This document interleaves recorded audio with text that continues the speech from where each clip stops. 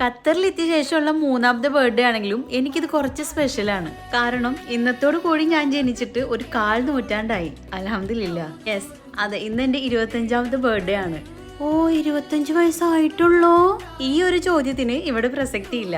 എന്റെ 15ാമത്തെ വയസ്സ് മുതൽ ഞാൻ കേട്ടു തുടങ്ങുന്നതാണ്. ഓ, 15 വയസ്സായിട്ടുള്ളോ, കണ്ടാൽ ഒരു 18 തോന്നിക്കും. അങ്ങനെ ഞാൻ 18 വയസ്സാവാൻ വേണ്ടി കാത്തിരുന്നു. 18 വയസ്സിൽ കല്യാണം കഴിഞ്ഞ് അങ്ങോട്ട് പോയപ്പോ ജനിച്ച കുട്ടികൾ മുതൽ മൂക്കിൽ പല്ല് വന്നവർ വരെ പറയുന്നത് 18 വയസ്സേ ആയിട്ടുള്ളൂ, കണ്ടാ 10-22 വയസ്സ് തോന്നിക്കും. അങ്ങനെ 19 വയസ്സ് തികയുന്നതിന് മുന്നേ മോനായി. അതിനുശേഷം എന്റെ ബർത്ത്ഡേക്ക് വയസ്സ് പറയാൻ എനിക്ക് ഭയങ്കര മടിയായിരുന്നു. മറ്റുള്ളവര് പ്രായം കൂടി പോയതിന്റെ പേരിൽ ഏജ് പറയാൻ മടിക്കുമ്പോ ഞാൻ പ്രായം കുറഞ്ഞു പോയതിന്റെ പേരിൽ ഏജ് പറയാൻ മടിച്ചോണ്ടിരുന്നു. പിന്നെ ഇപ്പൊ എനിക്ക് മനസ്സിലായത് ഈ പ്രായത്തിലും വണ്ണത്തിലും ഹൈറ്റിലും ഒന്നും ഒരു കാര്യമില്ലാണ്. 35 വയസ്സിലും മെന്റലി ഫിസിക്കലി വീക്കായി ജീവിക്കുന്നവരെ എനിക്കറിയാം. 50 വയസ്സിലും ബോൾഡ് ആയി സ്ട്രോങ് ആയി ജീവിക്കുന്നവരെ എനിക്കറിയാം. ഈയിടെ ഞാൻ മനസ്സിലാക്കിയിട്ടുള്ള കാര്യം age is just A number. ഇപ്പൊ എനിക്ക് മനസ്സിലായത് പ്രായം കൊണ്ട് ഞാൻ 25-ലെത്തിയെങ്കിലും മൈൻഡോട് ഞാൻ ഇപ്പോഴും 17 സ്റ്റെക്കാണ്. ഈ ഒരു സമയം കൊണ്ട് ഒരുപാട് ഞാൻ പഠിച്ചു. അതിലൊന്നാണ് നമ്മുടെ ഹാപ്പിനെസിന് വേണ്ടി നമ്മൾ ജീവിക്കുക. തള്ളേണ്ടത് തള്ളാനും കൊള്ളേണ്ടത് കൊള്ളാനും പഠിക്കുക. അപ്പൊ ഈ ഒരു വർഷത്തിലും ഒരുപാട് പുതിയ നല്ല അധ്യായങ്ങളും മോശം അധ്യായങ്ങളും